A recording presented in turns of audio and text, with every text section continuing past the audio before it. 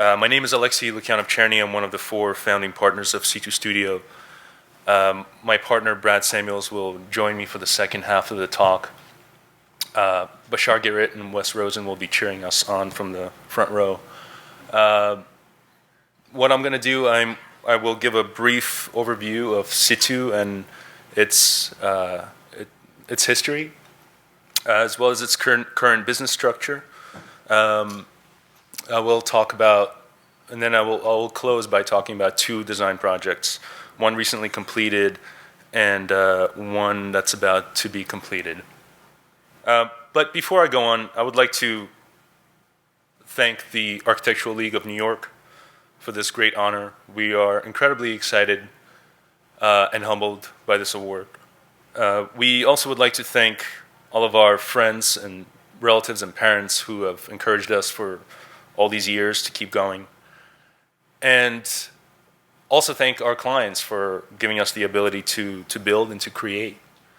And last but not least, I'd like to thank everyone who's ever worked alongside with SITU, all of our collaborators, our staff, without whom it would not be possible to produce all of this work. So one of the most frequent comments that we hear is, SITU does so many different things. And it's usually with a confused expression on their face.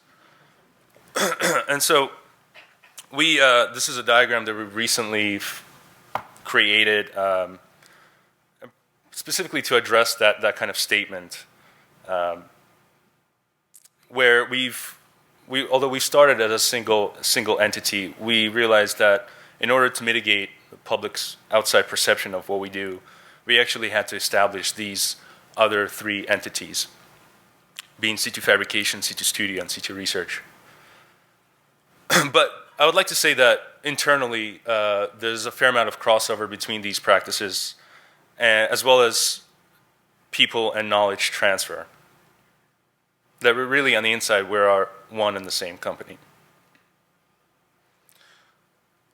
This is a screenshot of a web page that we're about to launch describing the staff that works at SITU.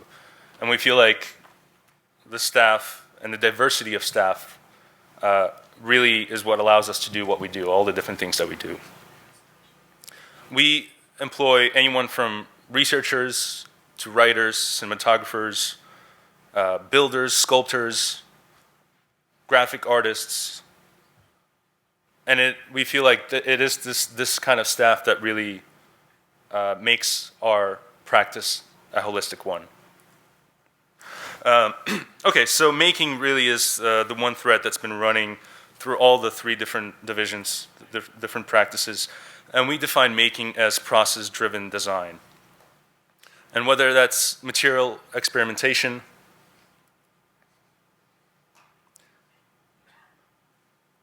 or applied research, but put simply, there's a feedback loop between theory and practice, between speculation and realization.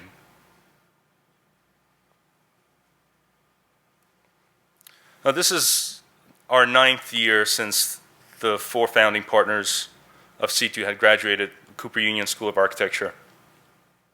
And we've always attributed what we do and how we do those things to our education at Cooper.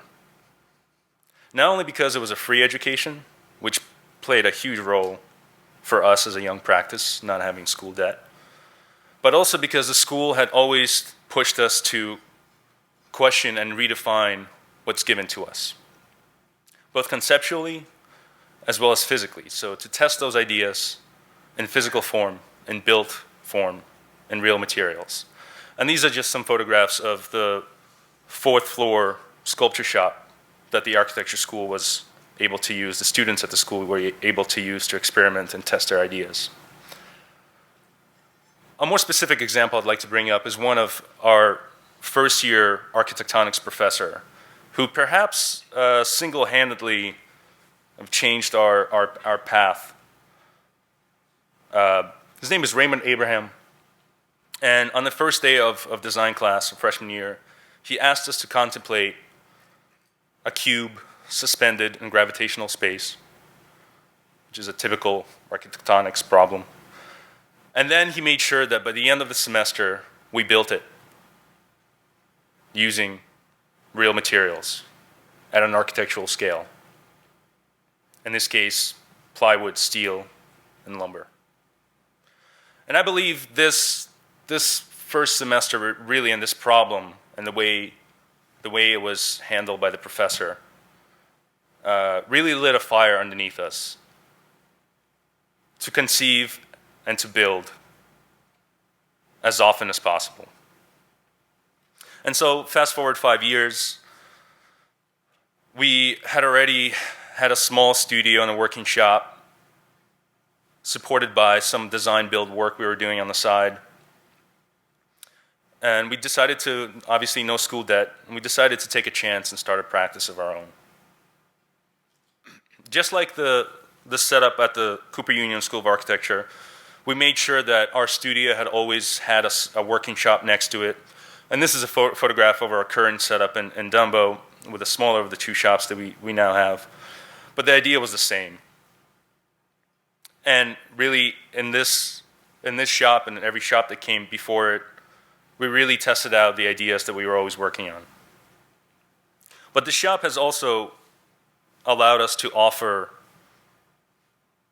production and fabrication services to other designers and architects, to our peers. At this point in time, the shop has grown to a 10,000 square foot, fully fledged fabrication business. And we enjoy working and collaborating on a number of architectural as well as artistic projects. And that is really the basis of what we call SITU Fabrication. By working on these fabrication projects with other architects and designers, we really get to explore and test new methods of construction, test new materials, new forms.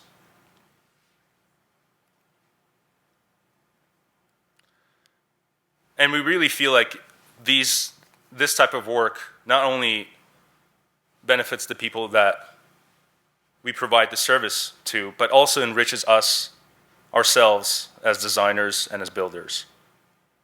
And so these are just some of the fabrication projects, I'll go quickly through them, that we were fortunate enough to work on. This is a lobby for Google's offices in Chelsea for HLW architects. This is a traveling watch exhibit for Audemars Piguet, designed by Seb Leon. An outdoor yoga studio in Hoboken, New Jersey for CDR Studio. A feature wall for Clark Pelly architects. And a facade sculpture for 45 Park Lane, a building in London, for the office of Terry Despont. Now I'm going to talk about the two design projects that fall under the SITU Studio branch. The first one is called the Design Lab. It's for the New York Hall of Science. It's an institution in Flushing Meadow, Queens. And it's an institution that's been trying to redefine the way learning, grade school learning, could be approached. Taking it from a classroom model to a model that's one of the hands-on making or learning through design. Now, when we found out about this client and we were introduced, obviously this notion of the new type of learning really rang close to our own business, the way we build and design. And so we were really excited to get this commission. What the client was looking for is a set of 6 permanent labs or shops for visitors, mostly grade school kids, to come in and explore different materials and tools. And each of these labs hosts different or unique set of activities. Whether they're large-scale constructions using dowels and rubber bands, and these are just some of the earlier renderings we've submitted to our client, or more tabletop activities, assembling Arduino boards or maybe activities that deal with theatrical productions, lighting effects, costume design, special effects. Or maybe other activities that have to do with elevated tasks, whether launching flying machines or egg drops, etc. And so we try to design each of these spaces as a very unique structure of its own, using materials, specific materials to that particular structure and form to help those activities and the people taking part in them. And we're about 2 months away from completion of the last particular structure, the biggest one you saw in the renderings called the treehouse. But these are some of the shots of the more recently finished pieces, spaces that are already open to the public.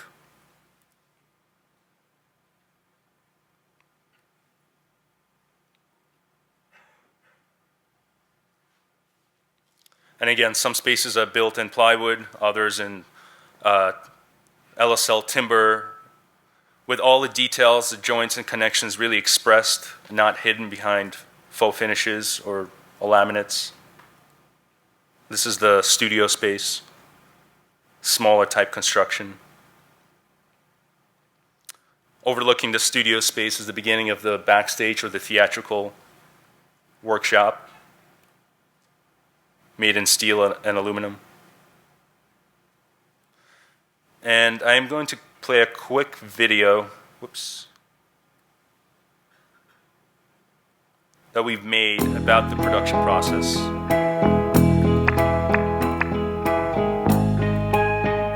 As I mentioned, we have cinematographers working at our studio to create some of these films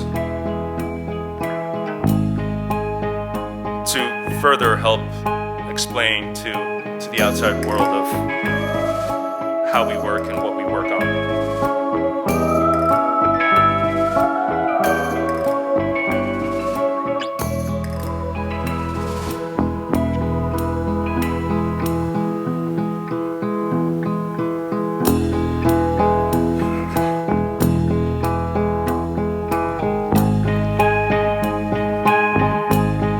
So this is a project that we believe really showcases what we can do with a much larger permanent fabrication space that we've acquired about a year ago. We were able to pull off quite a few large-scale installations working out of temporary spaces, but really having this large fabrication facility allowed us to do work of another scale and level of detail.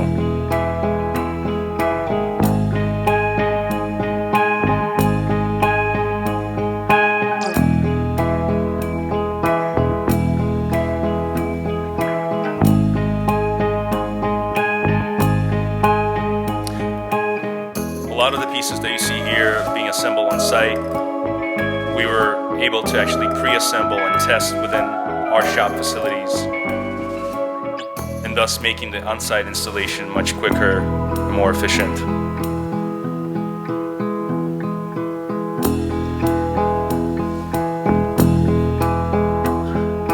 I'll also say that our designers and our builders work closely, if not within the same space. And in this way, we're able to really have efficient ways of communication between the designer and the builder. Oftentimes, they're one and the same person. And in this way, we can really deliver a much more integrated project to our client, a better project, we believe, on a faster timeline and a more economical budget.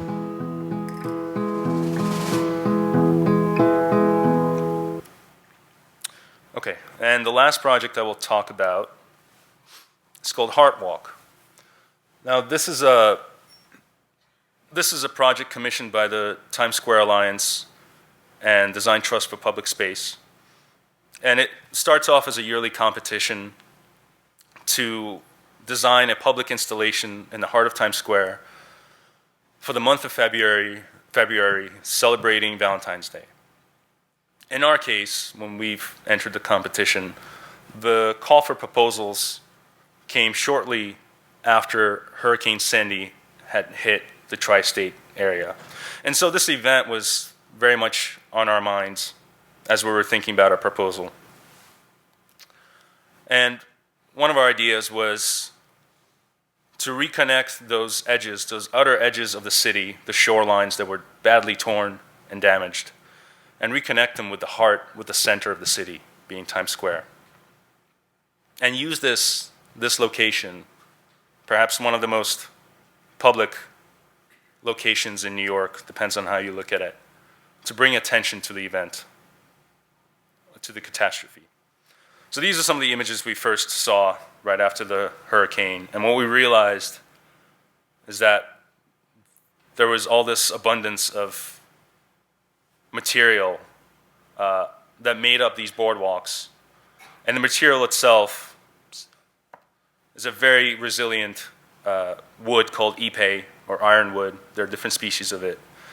And the material itself is not what failed in this catastrophe. It's actually the engineering of the boardwalks.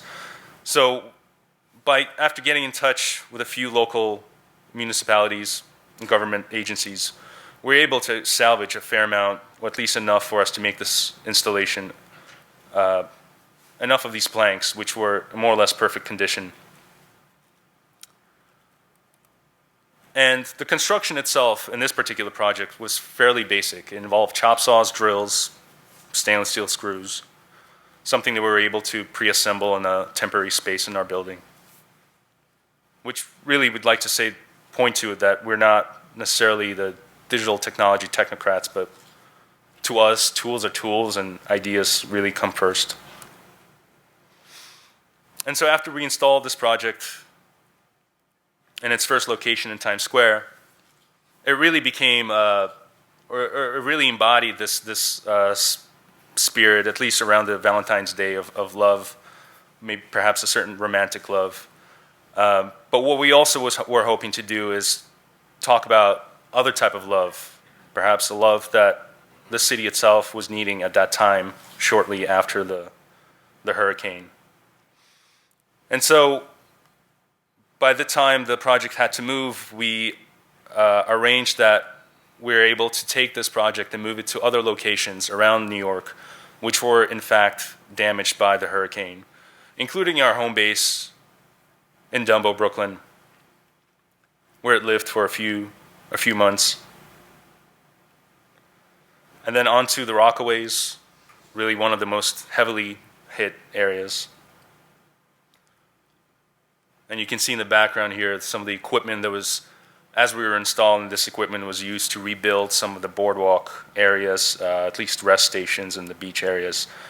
Sadly, there's still thousands of people living out there without any relief, and we've gotten to speak to a few of those who've come out to see the installation. And finally, we found a final resting place in Atlantic City on a boardwalk out there, where actually we were able to gather most of the material for this project. It's at this point that I'm going to hand it over to Brad.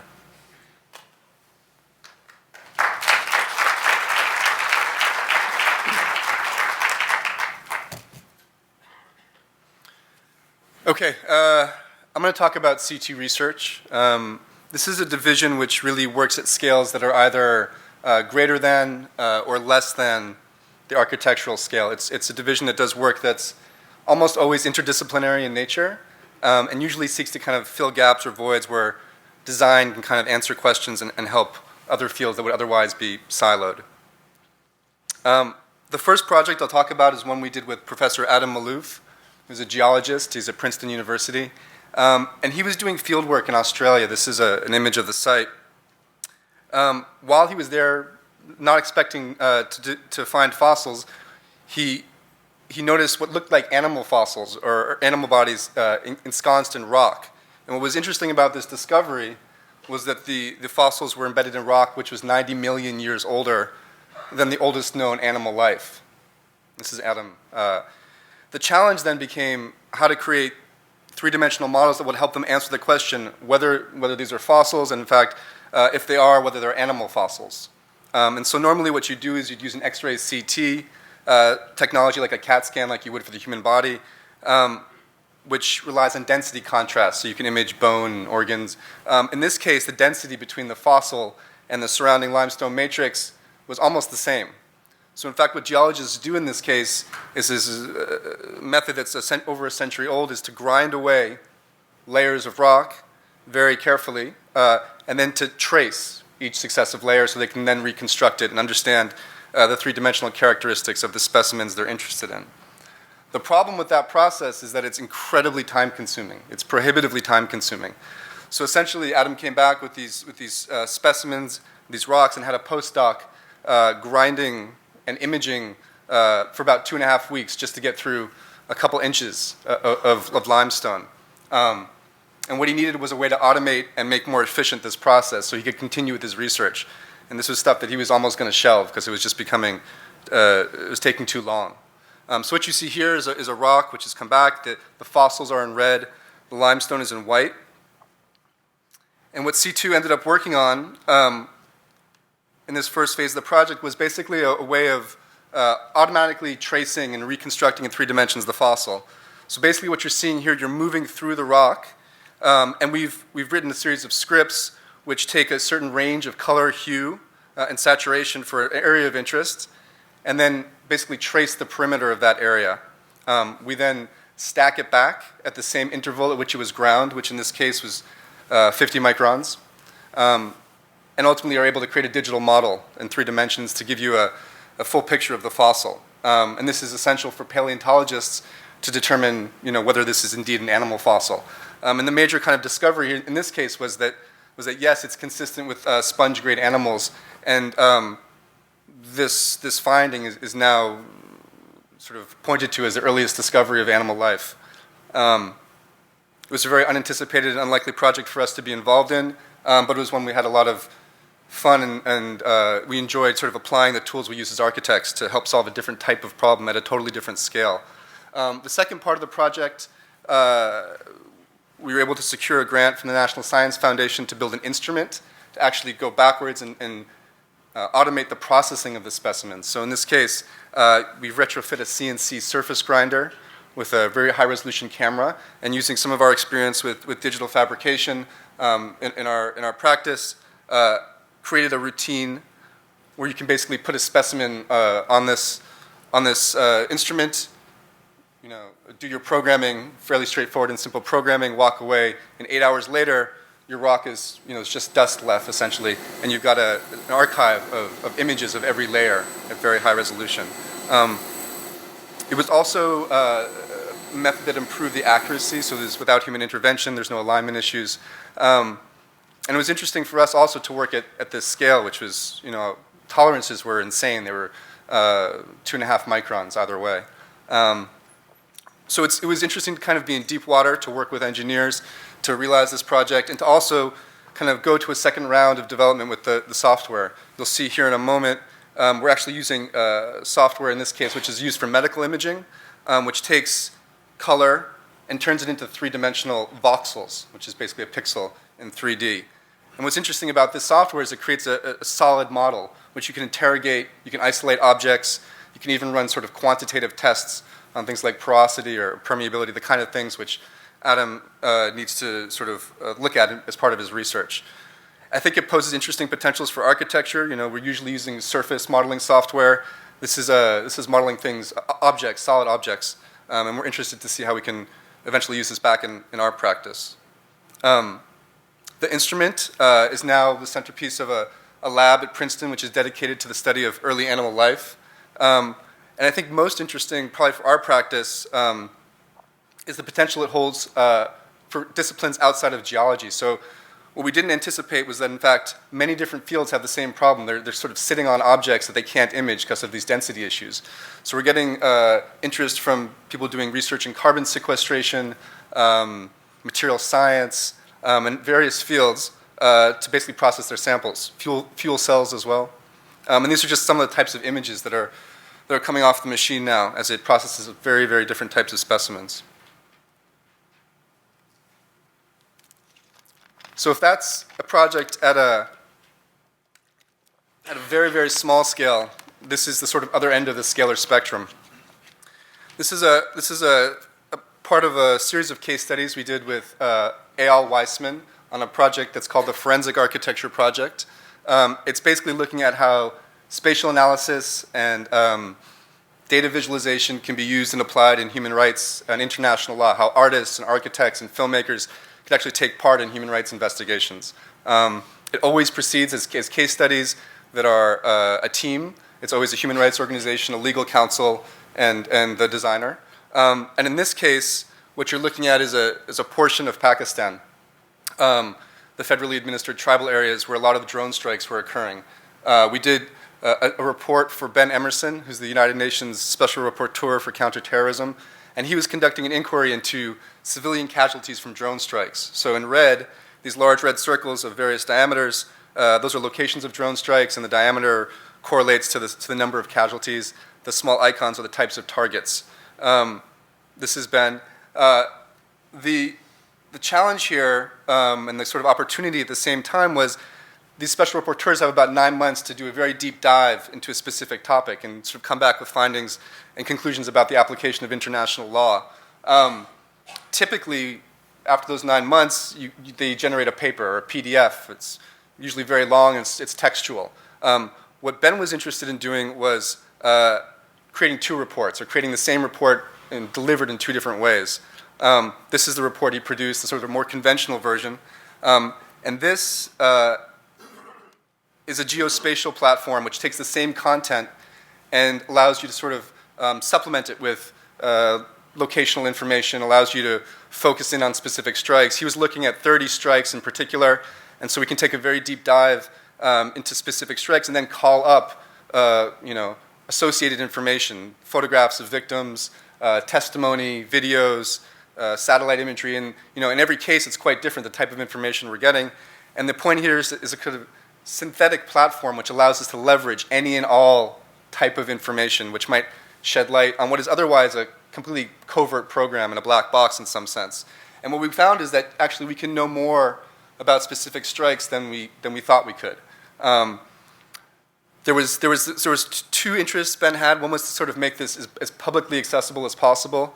You can imagine his paper is usually read by policy folks and academics. But this is sort of for a broad audience. And the other kind of greenfield scenario, the ideal scenario, is that actually it has a kind of the effect of increased accountability, increased transparency, and it forces the answering of certain questions. These are just some of the types of images that we were including. People would find debris or pieces of munitions. We also were sort of just the simple fact of identifying the exact location of a strike is essential. The U.S. is not making these public, so when you have, on the right, you've got network footage. On the left, you've got a satellite image. And just to correlate those 2 and say, yes, the strike happened here is significant. We're also leveraging and creating digital models to kind of create a complete picture of the urban context in 3 dimensions. And I'll talk about one more project in the forensic architecture sequence. This is a project we worked on for a team of attorneys in Israel who were petitioning to ban the use of a specific munition which they considered to be indiscriminate when deployed in urban areas. It's called airburst white phosphorus. And what you see here, it's deployed from an artillery. It opens about 70 meters above the ground. And it doesn't explode, but it releases 116 felt-soaked phosphorus wedges that, as soon as they come into contact with oxygen, begin to burn white hot. They fall generally in a kind of elliptical pattern that's about 100 meters in the long axis.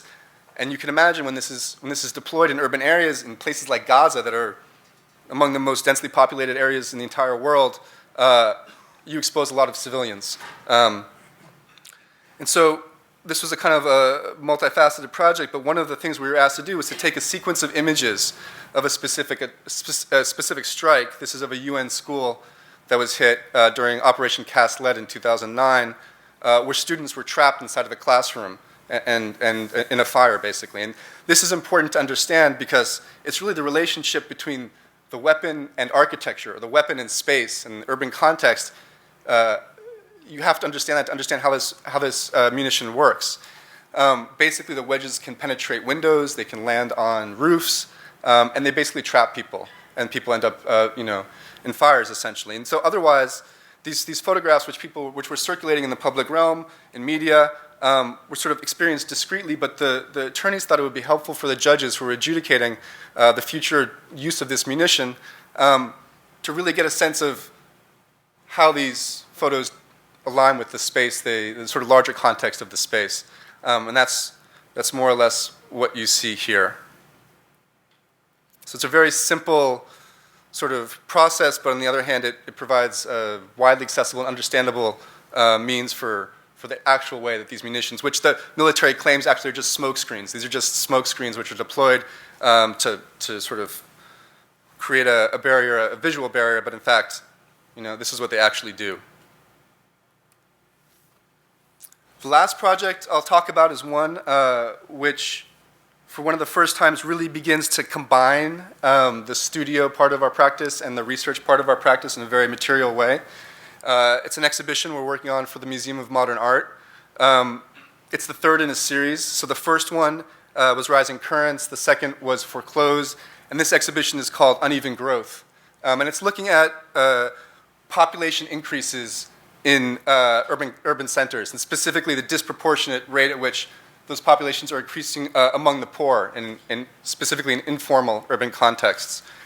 And it's proceeding as a series of case studies. So there's actually 6 cities that are being looked at, and those are Rio, Mumbai, Lagos, Istanbul, Hong Kong, and New York. And the curators assigned teams of 2 to each city. And SITU has been assigned to New York, along with cohabitation strategies. And so the point of entry, sort of an understanding and thinking about informality and unevenness, perhaps in Rio or Mumbai, might be more obvious. In New York, we felt like we had to sort of define what we mean when we talk about the informal.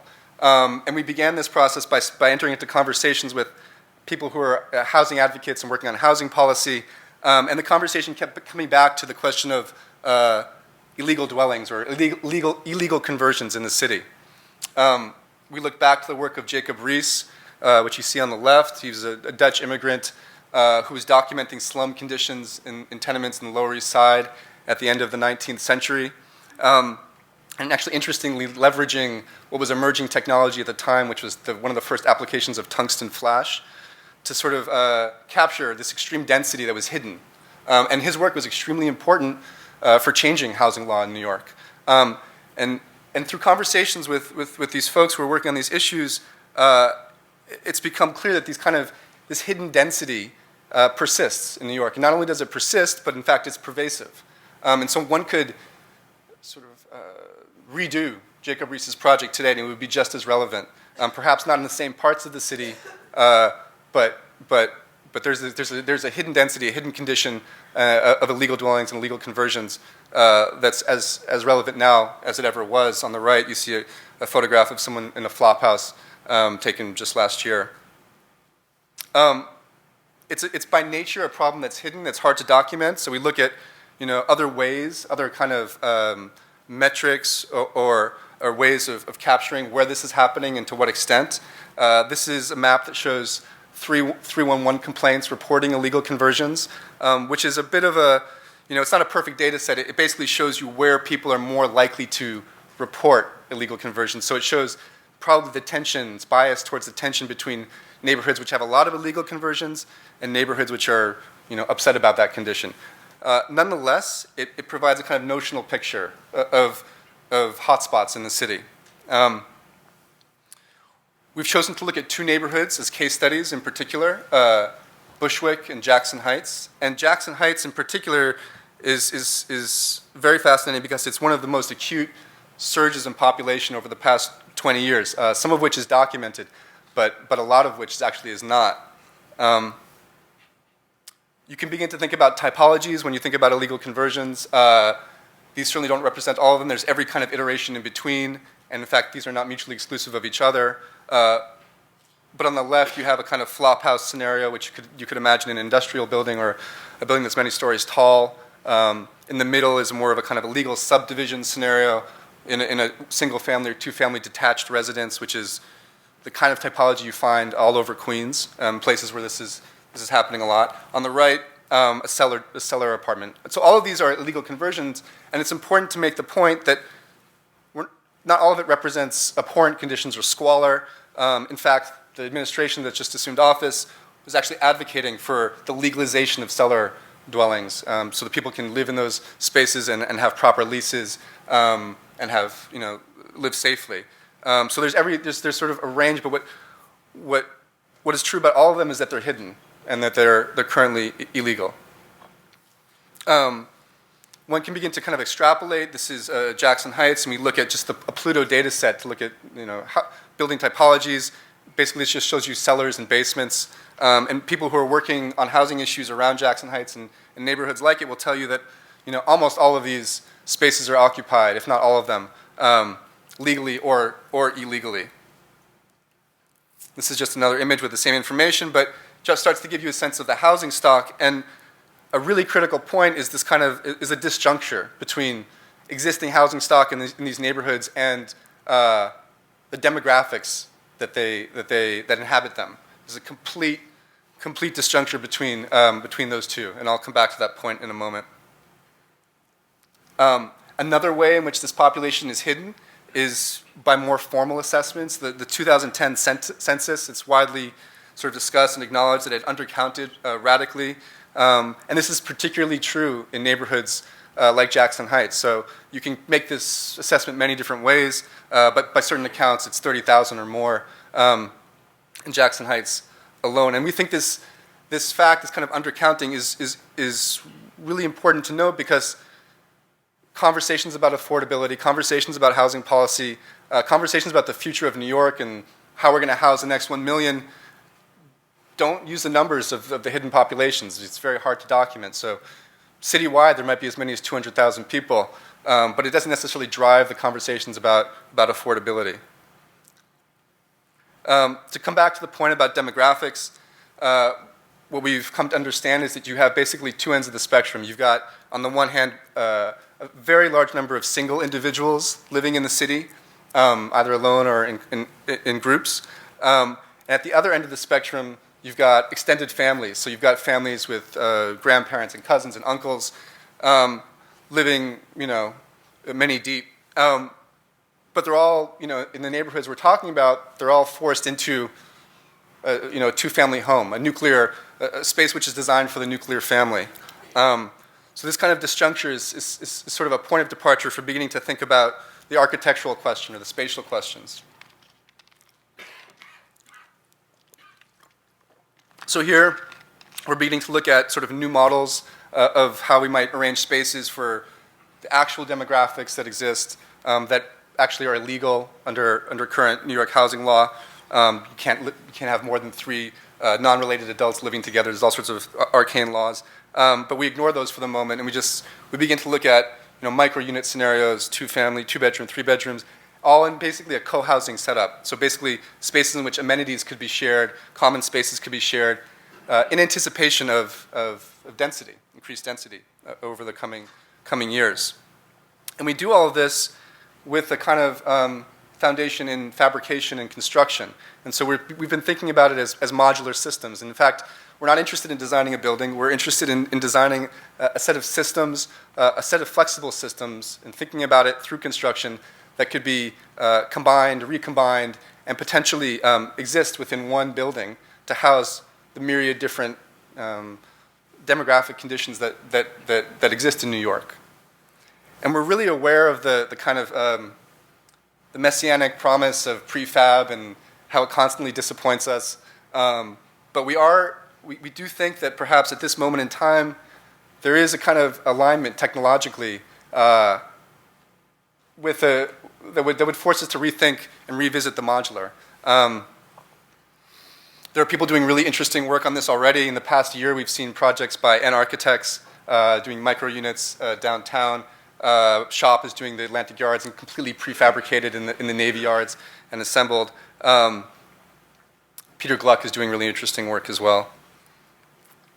So can we take this idea, this kind of this wave, the front of this wave of the modular and of fabrication, and rethink it pretty aggressively in terms of these questions of affordability, in terms of the neighborhoods and demographics we're thinking about. We're also, as part of this project, sort of thinking about how development could support these ideas. This is just a diagram which shows you all the unused FAR, which is in Jackson, a certain part of Jackson Heights. And while there's precedent in New York for borrowing air rights from an adjacent building, there's not a lot of good precedent for actually re-aggregating disparate FAR, which is all over a neighborhood. Perhaps it's hard to incentivize the development of that FAR. It's too small. It wouldn't accommodate. It wouldn't make sense financially. But what if you re-aggregated it and you put it on different sites? This is a bit of a provocation, but this is the kind of volume that you might end up with. This is perhaps something that's closer to where we might end up. But we're interested also in this kind of the kind of marketplace or the kind of exchange of air rights that could occur within a community. So not necessarily the usual suspects, the usual developers. Perhaps there's other models of development that could begin to emerge when we think about different ways of exchanging space. So the project will be going on for the next few months. It's certainly in process and evolution, but we look forward to presenting it in November. And just in summary, sort of to make the final point, fabrication and research at SITU are always in the service of design. We really believe that material and spatial experimentation holds a lot of potential for rethinking architectural practice, and this is the reason we've organized our studio the way we have. The future of SITU, we continue to look forward to projects which are increased in complexity and scale and permanence, and we're really honored and grateful to have had this opportunity to show you our work. So thank you.